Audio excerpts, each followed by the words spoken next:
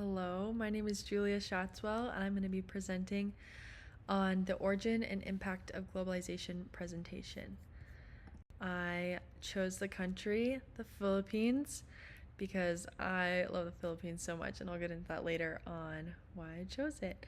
But the Philippines is located in Southeast Asia. Here it is on the map. It is a country with a rich colonial history. It was colonized by Spain in the 16th century and remained under Spanish rule for over 300 years before becoming a U.S. territory in 1898. Spanish colonization introduced Catholicism, which is its main religion currently, and centralized government, while American rule brought English education and democratic ideals. These influences are still visible in language, religion, and politics today. As you can see, their main language is Filipino, and because there's so many different islands, there are so many different dialects and languages that also are, I guess, Filipino languages, but their main one is Tagalog, and then English, they also use that in various government areas. Globalization has shaped the Philippines' development in many ways. Economically, the country benefits from remittances of overseas Filipino workers and a booming business process outsourcing industry. Politically, its involvement in the Association of Southeast Asian Nations and World Trade Organization fosters trade and cooperation. Culturally, globalization has blended local traditions with foreign influences, resulting in unique identity. Despite progress, the Philippines remains a developing country due to its persistent poverty and infrastructure challenges. This is why I'm so excited about the Philippines, is because we actually got to speak at a school talking about globalization in the Philippines. So 3 years ago, I joined a missions trip to the Philippines with a team of 14 students. We entered public schools and used globalization as a neutral and educational topic to open discussions. This approach allowed us to later share our personal testimonies and the gospel. Globalization has made it more acceptable for foreigners like me to enter, as many Filipinos admire Western culture through social media and global media. It was actually really sad seeing how much they almost idolized us when we showed up, and really our aim was to turn it back on them and be like, no, you are so important and you hold value. It's not just all about us and us Americans. We're not so amazing. So while we did see that some tribal communities and more rural communities were more hesitant to embrace us, but the overall openness shows how much cultural globalization can create opportunities for deeper connections. Globalization has led to both progress and challenges in the Philippines. On the positive side, income transfers from overseas Filipino workers and foreign investments have bolstered the economy. Cultural exchanges have modernized society. However, the immigration of skilled professionals remains an issue, as many professionals leave for better opportunities abroad. Global economic shifts also make the Philippines vulnerable, and wealth disparities between cities and provinces are widening. And this was something that was so evident. Just driving 15 minutes between cities, down the road, you'd see people living in literal dumpsters, and they would make trash bags and build their homes. And then you'd go to Manila and they'd have the Mall of Asia, which is one of the biggest malls in Asia, and it's wild.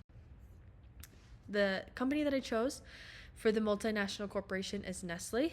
Their saying is good food, good life. And they have the cute little logo on there. But Nestle has been present in the Philippines for over a century.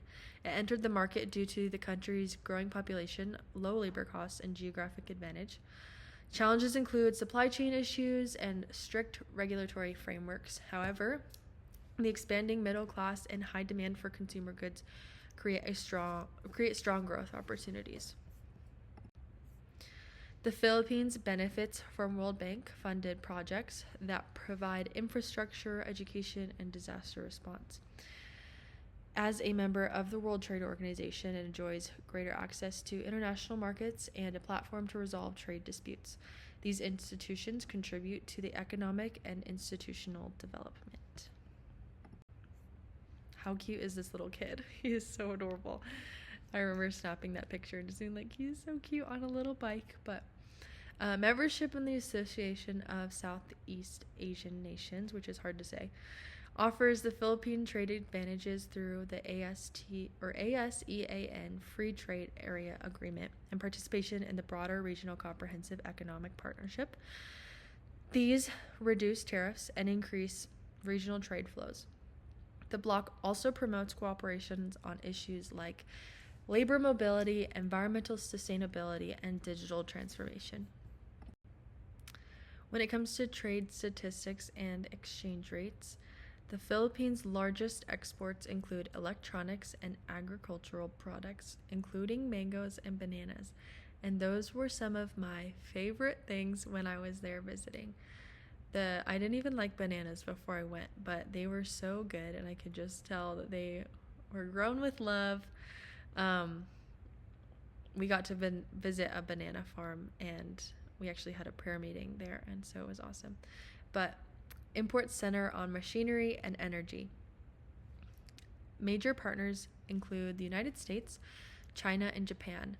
And then a weakening Philippine peso makes exports more competitive, but it also increases the cost of imports, influencing inflation and trade balances.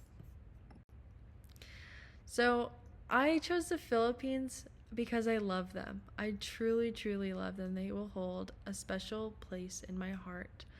We got to visit the islands of Mindanao, Mindoro, and the main capital of Manila, and we saw people from many different backgrounds, but it was also a lot of Filipinos, and I also saw the Spanish influence, which was very interesting. And I also noticed that they have a deep colonial past. Truly, before I got there, I did some research and finding out that the Spanish had taken over, and then the U.S.